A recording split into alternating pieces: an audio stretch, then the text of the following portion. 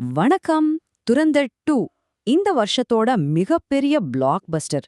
ஆனா இது வெறும் ஒரு சினிமா மட்டும்தானா? இல்ல இது ஒரு பெரிய விவாதத்தையே கிளப்பி விட்டுருக்கா? வள்ளல் மீடியா முன்வச்ச ஒரு ஆழமான ஆய்வை வச்சு இந்த படம் சமூகத்துல உருவாக்குன தாக்கத்தை பத்தி நாம இப்ப பார்க்க போறோம். வாங்க இதுக்குள்ள என்ன இருக்குன்னு அலசி ஆராய்வோம். சரி, நாம என்னெல்லாம் பார்க்க போறோம்னா, முதல்ல இந்த படம் எப்படி ஒரு பிளாக்பஸ்டர் நிகழ்வா மாறுச்சுன்னு பார்ப்போம். அதுக்கப்புறம் படத்தோட கலை மற்றும் வன்முறை சம்பந்தமான விமர்சனங்கள் என்னென்னு பார்ப்போம். அடுத்து இது ஒரு பிரச்சார படமாங்கிற குற்றச்சாட்டை அலசி நிஜ சம்பவங்களுக்கும் கதைக்கும் என்ன சம்பந்தம்னு பார்த்து கடைசியா இதனால சமுதாயத்துல என்னென்ன விளைவுகள் ஏற்படுதுன்னு முடிக்க போறோம். ஓகே, நம்மளோட முதல் பகுதி ஒரு பிளாக் பஸ்டர் நிகழ்வு.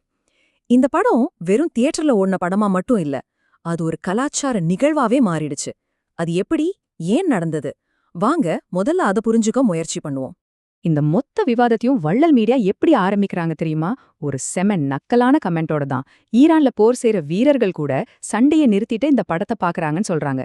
இதிலிருந்தே தெரியுது இந்த படத்தை சுத்தி எந்த அளவுக்கு ஒரு மிகைப்படுத்தப்பட்ட சூழல் உருவாக்கப்பட்டிருக்குன்னு.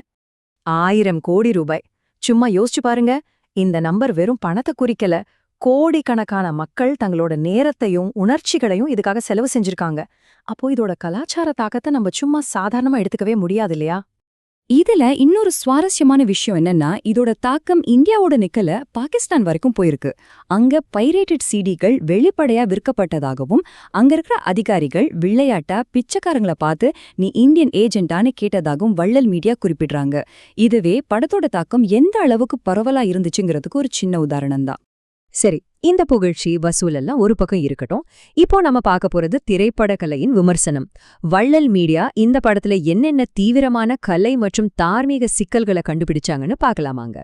வள்ளல் மீடியா எழுப்புற முதல் மற்றும் மிக முக்கியமான கேள்வி இதுதான். ஒரு படத்துல வர்ற அதிகப்படியான வன்முறை அது வெறும் பொழுதுபோக்கு மட்டும்தானா, இல்ல அதுக்கு பின்னாடி வேற ஏதாவது விளைவுகள் இருக்கா? அவங்க வன்முறைய பத்தி சொல்ற விமர்சனங்கள் ரொம்பவே ஆழமானது.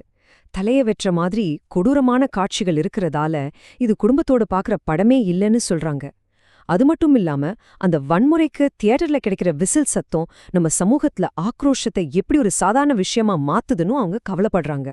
அவங்களோட எச்சரிக்கைய இந்த ஒரு வரி ரொம்ப தெளிவா சொல்லுது. அதாவது, நம்ம திரையில பாக்குற வன்முறை வெறும் திரையோட நின்றுடுறதில்ல, அது நமக்கே தெரியாம நம்ம ஆள் மனசுக்குள்ள போய் நம்மளோட நிஜ வாழ்க்கையோட நடத்தையில ஒரு நாள் வெளிப்படும்னு சொல்றாங்க.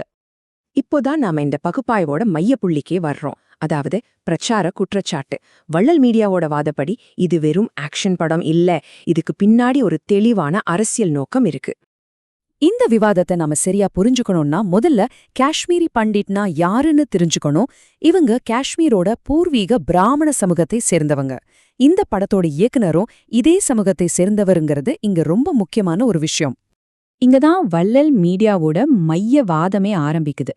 அவங்க என்ன சொல்றாங்கன்னா, காஷ்மீர்ல நடந்தது உண்மையில ஒரு வர்க்க போர்.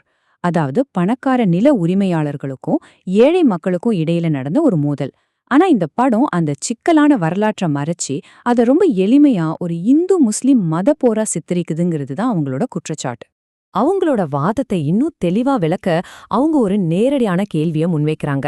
அதாவது, இந்த படத்துல ஒரு நல்ல முஸ்லிம் கேரக்டராவது இருக்கா? பதில் ரொம்பவே நேரடியானது. இல்லவே இல்ல.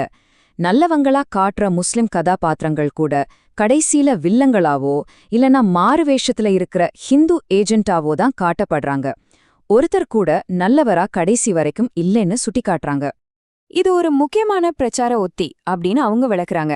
அதாவது, ஒரு தரப்பு தீவிரவாதிகள் ஒரு கருத்தை சொல்றத காட்டிட்டு அதை மறுத்து பேசுற மாதிரி இந்திய முஸ்லிம்கள் கிட்ட இருந்து ஒரு வசனம் கூட வைக்கல.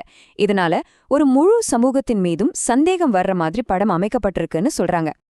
அடுத்த பகுதிக்கு போலாம். நிஜ நிகழ்வுகள், திரைப்பட கதை.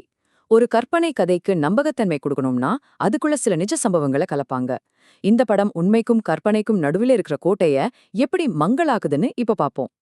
பணமதிப்பிழப்பு கொள்கையை நியாயப்படுத்துறது, பங்களாதேஷ்ல நடந்த ஒரு கும்பல் தாக்குதல், உத்தரப்பிரதேச அரசியல்வாதியோட படுகொலைன்னு சமீபத்துல நடந்த பல சர்ச்சைக்குரிய நிஜ சம்பவங்களை படத்தோட கதைக்குள்ள கொண்டு வராங்க. இதனால இத பார்க்கறவங்களுக்கு இது வெறும் கற்பனை கதை இல்ல, இதுதான் மறைக்கப்பட்ட வரலாறுன்னு நினைக்க தோணும். குறிப்பா பணமதிப்பிழப்பு விஷயத்தை எடுத்துக்கிட்டா படம் சொல்ற காரணத்தை அவங்க ரொம்பவே கிண்டல் செய்றாங்க. கள்ளநோட்டை ஒழிக்க நாட்டு பொருளாதாரத்தையே முடக்குனத ஒரு கொசுவ கொல்லறதுக்காக ஒரு வீட்டையே கொளுத்துறதுக்கு சமம்னு அவங்க விமர்சிக்கிறாங்க. சரி, இவ்ளோ விஷயங்கள் இருக்கு. நாம இப்போ கடைசி பகுதிக்கு வந்துட்டோம். சமூகத்தில் ஏற்படும் விளைவுகள். இந்த மாதிரியான ஒரு படம் நிஜ உலகத்துல என்ன மாதிரியான தாக்கத்தை ஏற்படுத்தும்? வள்ளல் மீடியாவோட கவலைகள் என்ன? வாங்க பார்ப்போம். அவங்களோட முக்கிய கவலைகள் என்னன்னு பாருங்க. இது இந்திய சிறுபான்மையினரை தனிமைப்படுத்தும், வெறுப்பு பேச்ச சாதாரணமாக்கும், உலக அளவுல இந்தியாவோட பேரை கெடுக்கும், ஒரு குறிப்பிட்ட அரசியல் நோக்கத்தை மக்கள்கிட்ட பரப்புன்னு அவங்க ரொம்பவே கவலைப்படுறாங்க. இந்த ஸ்லைடு தான் நிலைமைய அப்படியே படம் பிடிச்சு காட்டுது. ஒரு பக்கம் தியேட்டர்ல விசில் சத்தம், கொண்டாட்டம், ஆரவாரம். இன்னொரு பக்கம் சமூக ஒற்றுமை என்ன ஆகுமோன்ற ஆழ்ந்த கவலை. ரெண்டுமே உச்சகட்டத்துல இருக்கு. கடைசியா வள்ளல் மீடியா ரொம்ப சீரியஸான ஒரு வரலாற்று எச்சரிக்கைய முன்வைக்கிறாங்க. ஒரு தரப்பு வாதத்தை மட்டுமே சொல்லி மத்தவங்களோட குரலை நெரிக்கும்போது அதோட இறுதி முடிவு வரலாற்றில் எப்பவுமே பேரழிவாதான் இருந்திருக்குன்னு அவங்க ஞாபகப்படுத்துறாங்க. இந்த ஆய்வை நாம ஒரு முக்கியமான கேள்வியோடு முடிச்சுக்கலாம். பொழுதுபோக்கு ஒரு ஆயுதமா மாறும்போது அதோட விளைவுகளை கடைசியில யார் தாங்கிக்கிறா? இந்த படம் வெறும் பொழுதுபோக்குதானா இல்ல அதுக்கு மேல ஏதாவது இருக்காங்கிறது நீங்க தான் முடிவு பண்ணணும்.